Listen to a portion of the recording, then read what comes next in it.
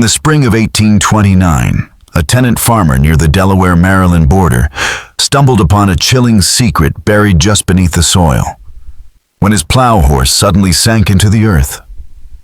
It exposed a wooden chest containing the skeletal remains of a man, his bones discolored with age, his skull bearing unmistakable signs of violence.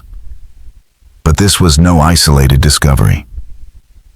In the weeks that followed, authorities unearthed the bodies of at least 7 more victims, including 3 children, all linked to a woman whose name already inspired terror across the Delmarva Peninsula, Patty Cannon.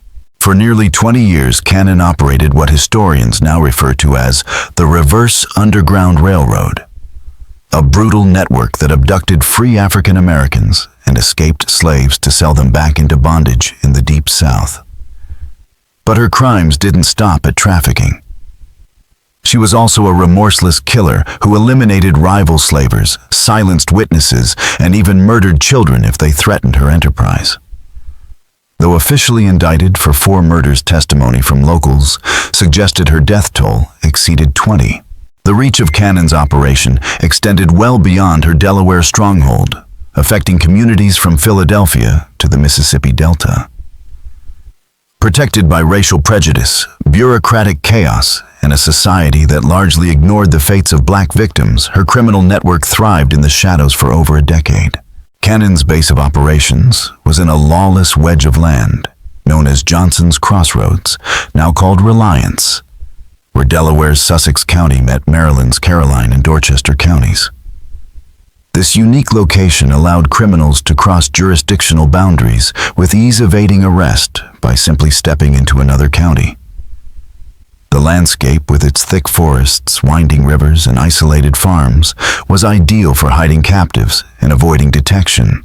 The nearby Nanticoke River provided a silent route for transporting victims by boat, and the primitive roads ensured that help was always far away. Patty Cannon herself arrived in the region around 1790. She was believed to have been born around 1760, possibly under the name Lucretia Patricia Hanley, though her past remained deliberately unclear. Some accounts place her birth in Canada with immigration to Delaware at age 16. She married Jesse Cannon, a local farmer with land along the state line, and the couple led an outwardly quiet life, raising at least 1 daughter. Jesse, by all accounts, was a reserved man who focused on farming tobacco and corn. Their home, a modest 2-story structure with thick walls and narrow windows, would later be outfitted with secret rooms designed to imprison kidnapped victims. This dark enterprise emerged during a turning point in American slavery. After Congress outlawed the importation of African slaves in 1808, Southern demand for enslaved labor surged. A person who had once cost $300 could now be sold for over $1,000, especially in the booming cotton fields of Alabama, Mississippi, and Georgia. The cotton gin had made slave labor more profitable than ever, and criminals like Cannon capitalized on this new market by kidnapping free black people from the North and reselling them in the South.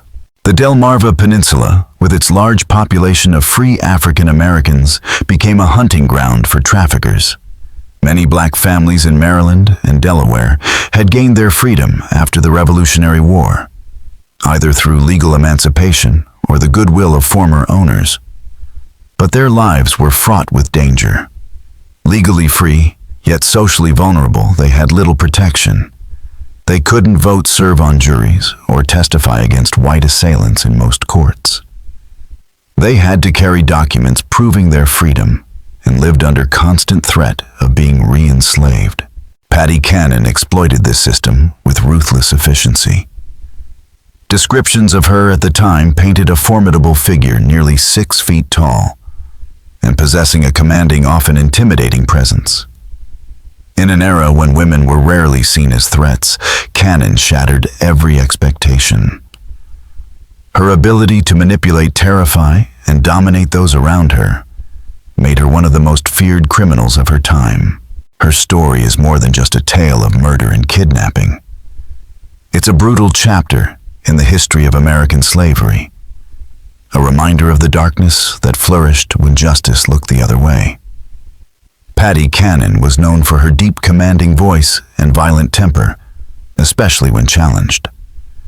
Her husband Jesse Cannon died under mysterious circumstances in 1826, with some later claiming she poisoned him to gain full control of their property. By then she had already begun forging the criminal connections that would make her name synonymous with terror across the Delmarva Peninsula. In this rural borderland, law enforcement was practically non-existent, and what little authority remained was either corrupt or overwhelmed. The region's sparse transient white population, mostly small farmers and laborers seeking to escape their pasts, lacked community cohesion. Neighbors rarely intervened in each other's affairs, even when suspicions arose. This culture of isolation and indifference provided the perfect cover for Cannon's growing criminal enterprise. Her transformation from widowed frontier woman to criminal mastermind began with her daughter's marriages, both of which linked the family to professional kidnappers. The first son-in-law, Henry Brighton, was a blacksmith who doubled as a kidnapper, targeting free African Americans for sale into Southern slavery. His trade gave him legitimate reasons to travel the countryside, offering him ample opportunity to identify vulnerable families. He'd often note which households had teenagers or young adults, those most profitable in Southern markets. Brighton's methods were deceptively simple lure victims, with promises of jobs in distant cities, then vanish with them. Many desperate parents, eager to secure opportunities for their children, unknowingly handed them over to their doom. After Brighton's arrest for kidnapping in 1811 and subsequent escape from jail, he re-emerged alongside Patty Cannon and a criminal associate named Joseph Griffith. The trio orchestrated the murder of a slave trader known only as Rigdell, who had stopped at Cannon's tavern while traveling with several enslaved people and a large sum of cash. The plan was brutal. After getting Rigdell drunk, they waited until he retired to his room, then followed him and carried out the murder. Neighbors reported hearing a struggle and a gunshot. By morning, Rigdell was dead, his money and wagon gone, and his body hastily buried on the property. This marked a turning point, the first known murder tied directly to the Cannon operation. Until then, they had mainly assisted kidnappings and offered shelter to criminals. But with Rigdell's killing, Cannon's group proved it was willing to kill for profit. Though Brighton and Griffith were captured and executed in 1813, Cannon avoided prosecution and only refined her operations. Rather than retreat, she learned that survival required organization and strategic planning. When her daughter remarried, this time to Joseph Johnson, Cannon found an even more capable partner. Johnson wasn't just another kidnapper. He was a shrewd businessman with Southern connections, experience in transportation, and the financial means to expand their criminal reach. Together, they operated out of Joe Johnson's Tavern, strategically located on the Delaware-Maryland border. Different rooms fell under different jurisdictions, allowing suspects to escape legal trouble by simply stepping across a state line. The tavern served as a functioning business and front for trafficking its constant flow of travelers, providing perfect cover. Hidden rooms and underground cellars equipped with iron rings and ventilation shafts were designed to hold captives in silence, sometimes for days before transport. This tavern became a hub for a diverse and disturbingly efficient network of criminals. White outlaws like Henry Carr worked alongside biracial decoys like John Purnell, also known by several aliases, and even enslaved people forced to assist in capturing others. The racial diversity of the group was strategic. African American gang members could approach free black families without arousing suspicion, while white members handled sales in Southern markets. Purnell, described in court documents as yellow or mulatto, played a critical role. His ability to navigate both white and black communities made him an indispensable part of the operation. What Patty Cannon built was more than a criminal gang. It was a fully functioning enterprise, coldly designed to profit from the vulnerability of others, with murder and manipulation at its core. Her story remains one of the darkest chapters in early American history, where geography, indifference, and greed allowed evil to flourish unchecked. John Purnell was a master of disguise. Depending on the situation, he could present himself as a free man of color, seeking honest work, or pass as a light-skinned white businessman. This chameleon-like talent made him an ideal scout for the Cannon Johnson operation. He could move easily between communities, identifying vulnerable targets and gaining trust before his true purpose was revealed. By the mid-1820s, Paddy Cannon's criminal empire had grown into a sprawling operation stretching from Pennsylvania to Louisiana.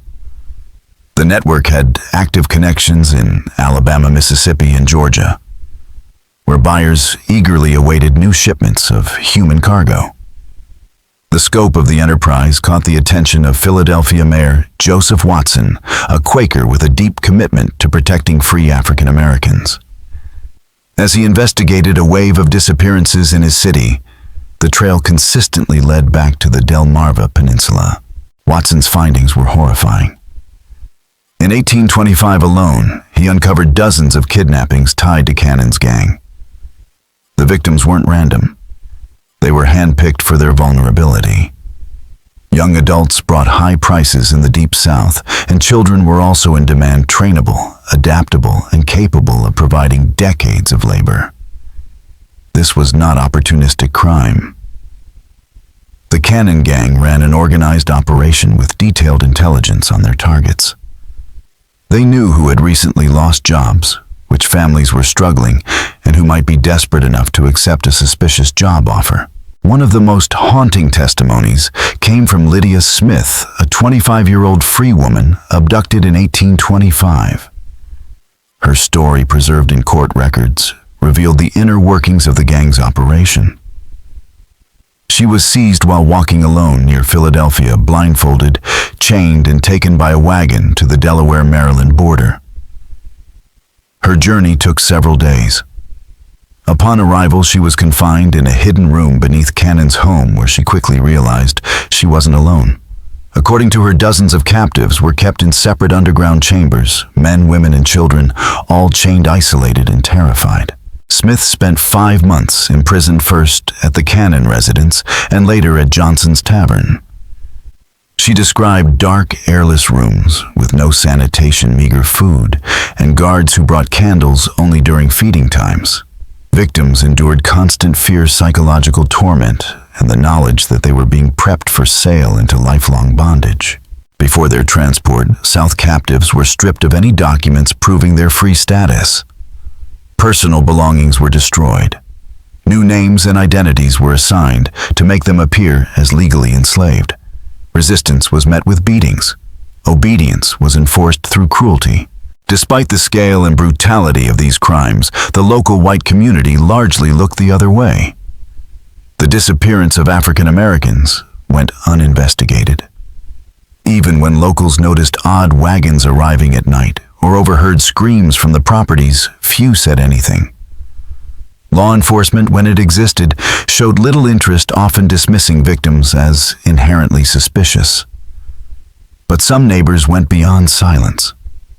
They actively enabled the gang. Merchants sold supplies without asking questions. Lawmen accepted bribes to ignore disturbing reports. And informants within the community even helped the gang identify new targets. Everything changed when the gang started targeting white slave traders.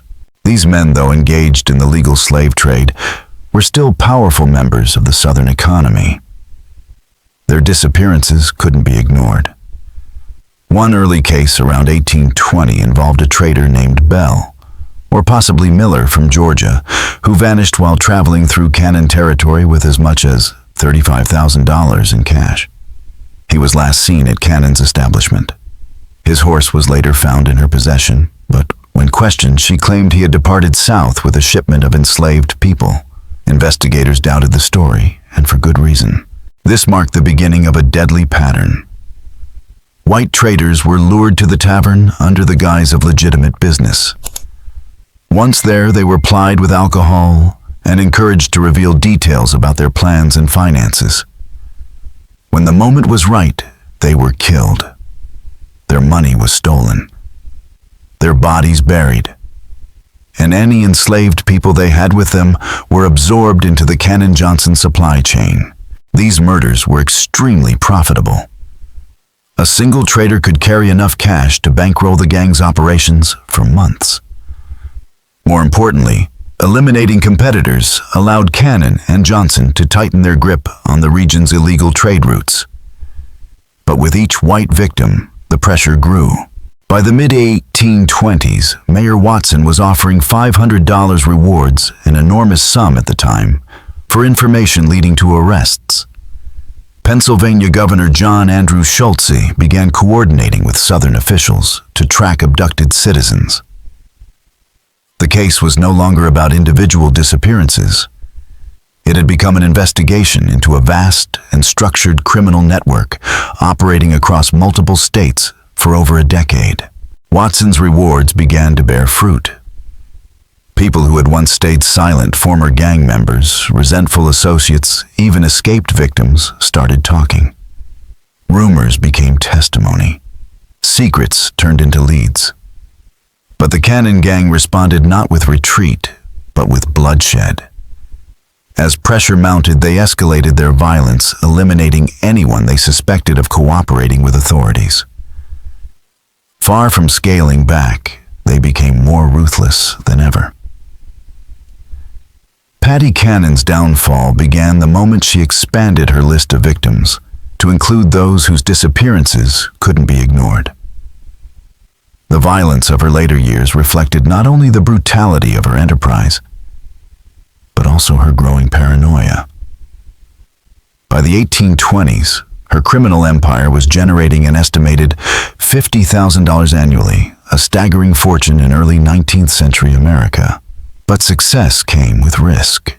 Law enforcement scrutiny was mounting, and Cannon became increasingly convinced that former associates, or even members of her own household, might turn on her. Among the most pivotal figures in the gang's unraveling was a mixed-race boy named Cyrus James. Cannon had purchased James as a child, just 7 years old, and raised him within her home. As he grew older, he was forced into complicity used as a decoy to lure other African Americans into the gang's traps. His intimate knowledge of the operation made him both an asset and a looming threat. Trapped in a world of psychological manipulation and violence, James endured years of abuse masked by occasional favoritism. Cannon alternated between treating him like a trusted servant and threatening to sell him into harsher conditions in the Deep South. This manipulative control kept James silent for years, even as he witnessed horrors that haunted him. He later testified to seeing Cannon murder several children. In one instance, he saw her carry a wounded child from the house wrapped in her apron. The child was never seen again. James knew where many bodies were buried. He had helped dig the graves. The murders were not random. They were calculated acts driven by Cannon's twisted logic of cost and risk. Children who became ill were killed to avoid medical expenses and unwanted attention.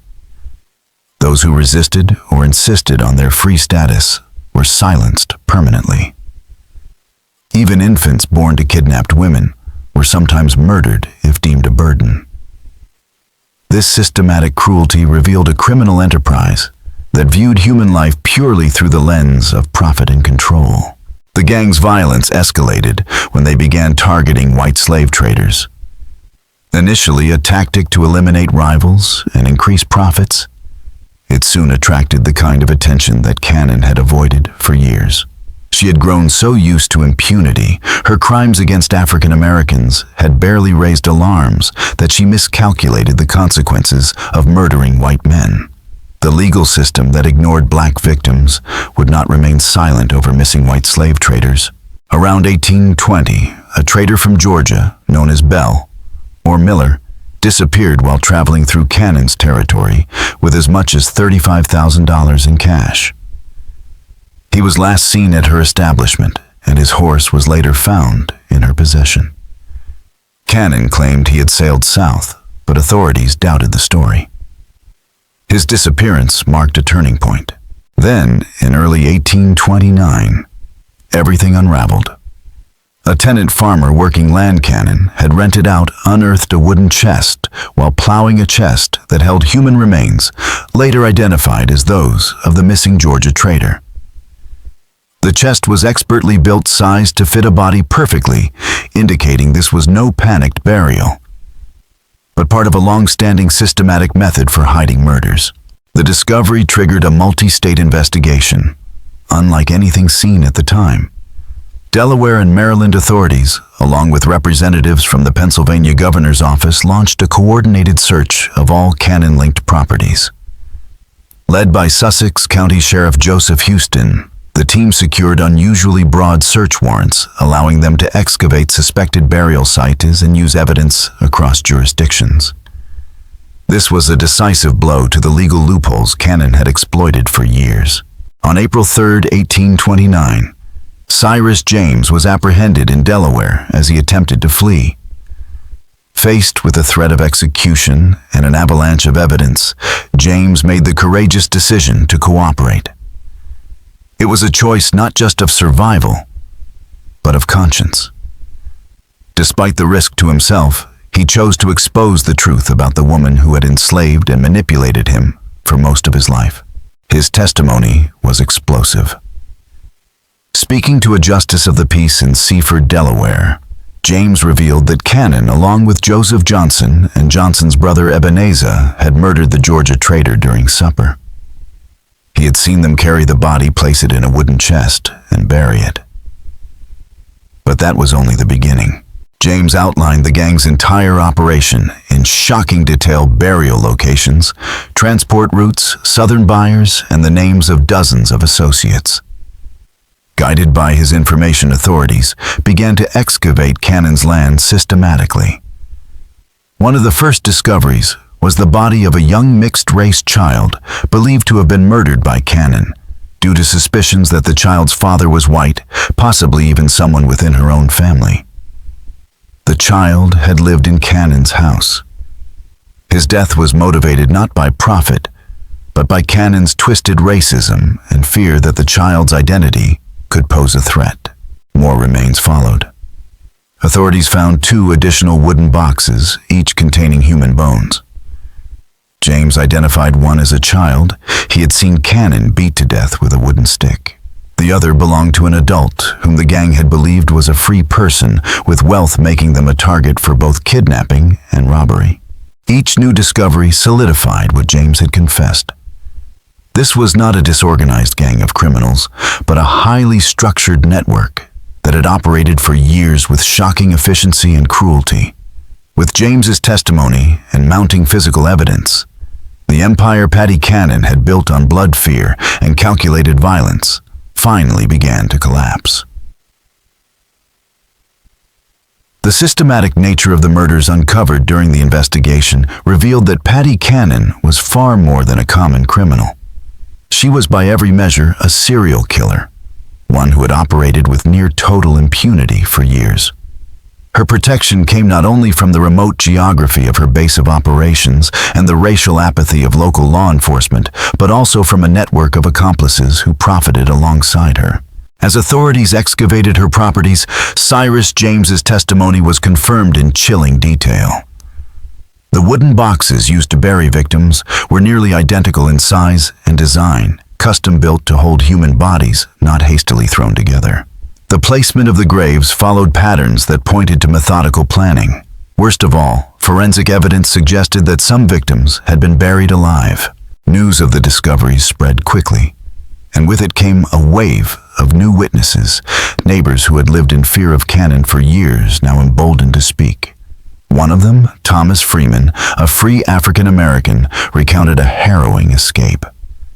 In 1827, he had been approached by a well-dressed man offering him lucrative work on a Georgia plantation. Desperate for employment, Freeman agreed and set out with his supposed employer. But along the journey, he began to notice inconsistencies and suspicious behavior. Realizing something was wrong, he fled into the woods during a rest stop and eventually made his way back to Philadelphia. Freeman's account not only reinforced the gang's use of deception in luring victims, but also revealed just how professional and convincing their recruitment efforts had become. The false promises, the polished appearances, and the carefully scripted offers were all part of a calculated system of exploitation. As the investigation widened, Maryland and Pennsylvania authorities began working alongside their Delaware counterparts. This level of interjurisdictional cooperation was unprecedented for the time. What had begun as a local inquiry was now being treated as an organized interstate criminal conspiracy, one that demanded a coordinated response. Federal officials from Washington, D.C. were eventually drawn into the case, marking the early stages of what would later become federal-level enforcement against organized crime.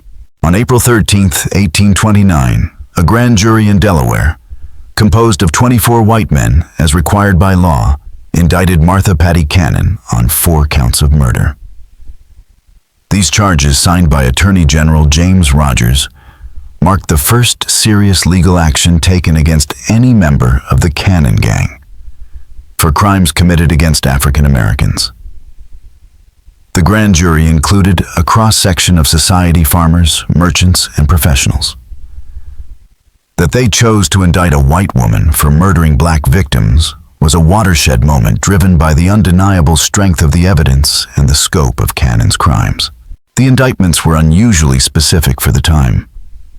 Cannon was charged with the murder of an infant girl and a young boy on April 26, 1822, an adult male on October 1, 1820, and a Negro boy on June 1, 1824. Each carried the death penalty. The precision of these charges reflected the thoroughness of the investigation and the wealth of evidence, physical remains corroborating witnesses, and the damning confession of Cyrus James. James's testimony formed the heart of the prosecution's case. His knowledge of the gang's operations, the burial sites, the victims, and the network of criminal contacts gave investigators everything they needed to dismantle the organization. The boy, once forced into crime by Cannon, now stood at the center of the legal case to bring her to justice. Leading the prosecution was James Rogers, a seasoned attorney with a reputation for tackling complex cases. Rogers saw the Cannon trial not only as a chance to punish a notorious criminal, but also as an opportunity to assert that the law applied equally to all, regardless of race. He hoped a conviction would send a clear message to other trafficking rings. This kind of brutality would no longer be ignored. Meanwhile, Patty Cannon herself defied every expectation of how a criminal defendant, especially a woman, was supposed to behave. Contemporary newspapers described her as physically imposing, nearly 70 years old, but still sharp-minded and unflinching. She showed no remorse and appeared genuinely confused as to why she was being prosecuted. To her, these crimes were just business. Her victims, she believed, were not people, but property. The Georgetown jail where she was held had never before seen a prisoner like her. Built for petty criminals and debtors, it was poorly equipped to house a dangerous murderer. Authorities added extra security, more guards, reinforced cells, and new locks to prevent escape or attacks from Cannon's remaining allies. Despite the conditions, Cannon reportedly began to speak freely about her crimes.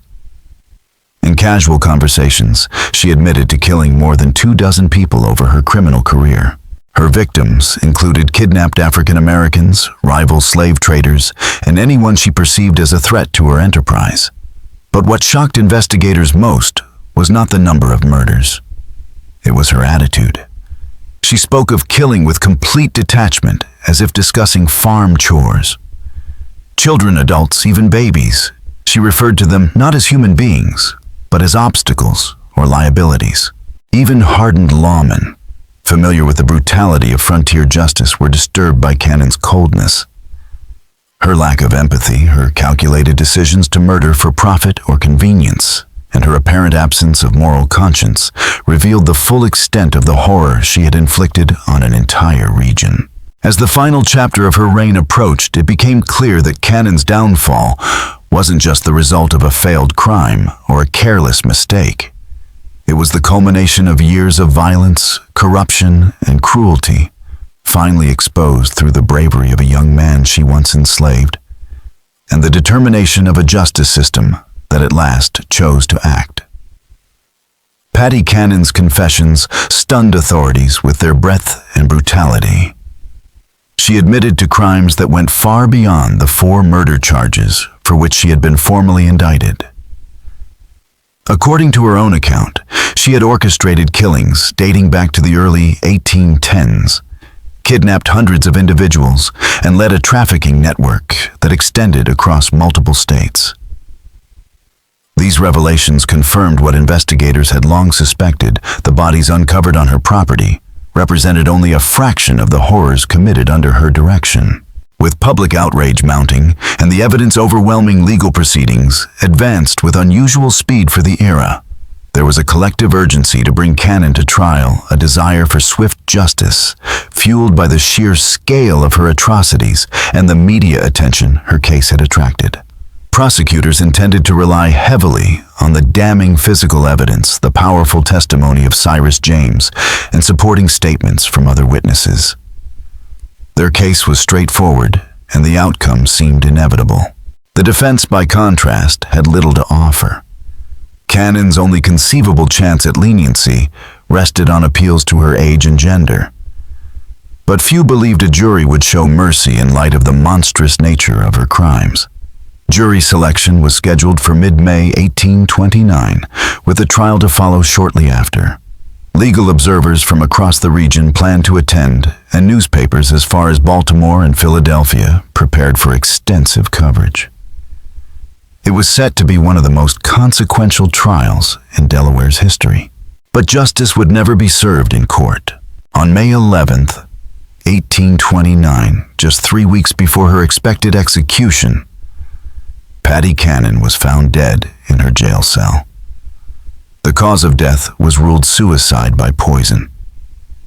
The details surrounding her death remain murky. Some believed sympathizers had smuggled arsenic to her during a visit, while others speculated she had secretly hoarded medicinal compounds over time to prepare for her final act. Guards on morning rounds discovered her lifeless body on the cell floor. There were no signs of struggle or foul play, and the cell was still locked from the outside. A small vial hidden in her clothing was later found to have contained arsenic. Despite an investigation, authorities were never able to determine precisely how she had obtained the poison. Security at the jail was rudimentary. Visitors were rarely searched, and inmates were often left unsupervised for long stretches. It was entirely plausible that someone had passed her the poison unnoticed. Some contemporaries believed Cannon had intended to end her life from the moment of her arrest. She had witnessed the execution of her son-in-law, Henry Breton, and understood exactly what awaited her if convicted. By dying in her cell, she retained control over her fate and avoided the public spectacle of hanging. In doing so, she denied her victims' families the chance to see justice carried out. Cannon's suicide marked a grim but definitive end to one of the most prolific and horrifying criminal operations in early American history. Her death halted the legal proceedings and left numerous questions unanswered about the full extent of the reverse Underground Railroad she had helped build and lead. Records indicate that with her demise, the trafficking network that had thrived for nearly 2 decades along the Delmarva Peninsula finally collapsed. In the chaotic aftermath, law enforcement scrambled to piece together what remained of the conspiracy. The trial that was supposed to expose every dark corner of the gang's activities would never happen. The woman at the center of it all, who had turned kidnapping, torture, and murder into a profitable business, had taken her secrets to the grave. Even after Patty Cannon's death, investigations into her crimes continued for months, though. Without her direct testimony, many aspects of the gang's operations remained murky.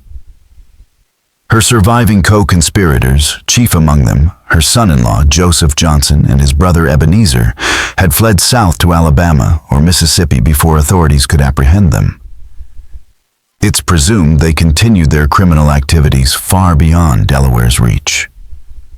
While law enforcement made some attempts to pursue them, the vast distances, lack of federal coordination, and limited jurisdiction made prosecution unlikely. Only Cyrus James, the boy Cannon had enslaved and forced into complicity, remained in custody. His cooperation with authorities, however, changed his fate. Recognizing that James had been coerced into participating and that his testimony had been essential to exposing the gang, Delaware courts granted him freedom and protection from retaliation. He was relocated to Pennsylvania, where abolitionists helped him begin a new life under a different identity. Some accounts even suggest that he later used his experience and knowledge of trafficking routes to aid the Underground Railroad, turning a past of forced betrayal into a future of resistance and rescue. The scope of the Cannon-Johnson gang's crimes was staggering. Conservative estimates suggest they were responsible for the kidnapping and trafficking of between 500 and 1,000 free African Americans individuals who were sold into slavery in the Deep South. The economic value of these crimes, when adjusted to today's currency, reaches into the millions. But the true cost was human.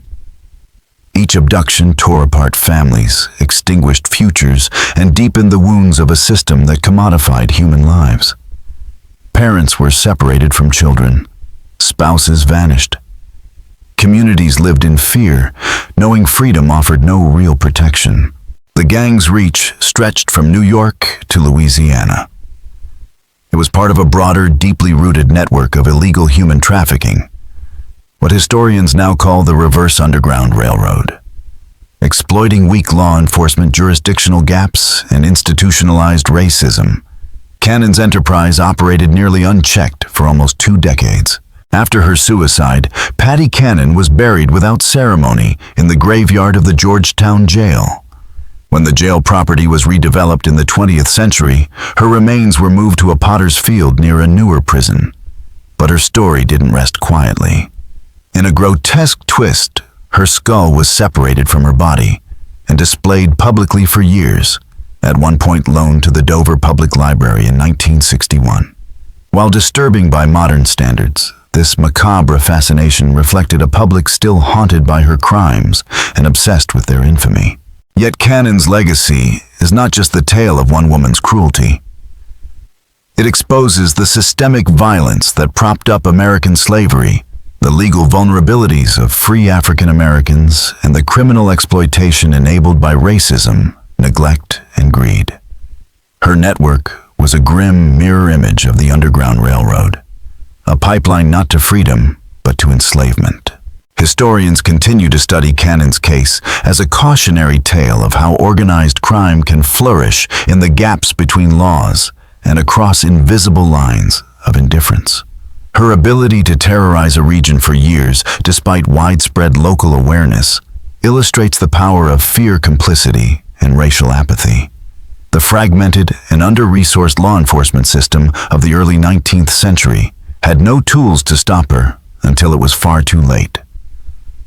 Her story helped inspire the push toward more coordinated efforts to combat interstate crime, lessons that would shape future approaches to policing and justice. Locally, the impact was enduring. The community around Johnson's Crossroads, forever associated with Cannon's crimes, eventually changed its name to Reliance, in an attempt to escape the shadow of its past. Property values remained depressed, and many families moved away, unwilling to live in a place tied to such atrocities. Nationally, the prosecution of Cannon, even if incomplete, marked a small turning point. For once, a legal system that routinely ignored the suffering of Black Americans had taken action. While this shift was brief and limited, it offered a rare instance of justice, acknowledging victims beyond the color line. Cannon's crimes also fueled the growing abolitionist movement. Her systematic kidnapping of free Black people and the ease with which they were re-enslaved became irrefutable evidence that slavery's reach corrupted everything it touched. For abolitionists, her story wasn't just about one monster. It was proof that the institution itself was monstrous. In the years after her death, Patty Cannon's life was distorted through sensational tales fictionalized in novels like George Alfred Townsend's The Entailed Hat, 1884, and mythologized into regional folklore. The site of her former home became a grim tourist attraction for decades. Even after it was demolished in 1948, curiosity seekers continued to visit, drawn to the place where one of America's darkest criminal enterprises once thrived. But beyond the folklore lies a harsher truth. Patty Cannon was able to operate because society allowed her to. Her crimes were tolerated until they affected the powerful. The legal system ignored the kidnapping and murder of African Americans, only responding when white victims and their wealth entered the equation. Her story is a warning that systemic evil left unchecked will always grow, and that justice delayed is often justice denied. Yet in telling her story fully and truthfully, we preserve the memory of the hundreds who suffered and died under her hand. People whose names are mostly lost, but whose pain demands remembrance. What do you think? Do you believe we've uncovered the full scope of Cannon's crimes? Or was her operation just one node in a larger hidden web of human trafficking across early America? Let us know your thoughts in the comments. Share this story with someone who loves true crime and history's forgotten horrors. And don't forget to subscribe, hit the notification bell, and join us next time as we explore another dark chapter in America's hidden past. Thank you all very much for watching my video until the end. I sincerely appreciate it, and I look forward to seeing you in the next video.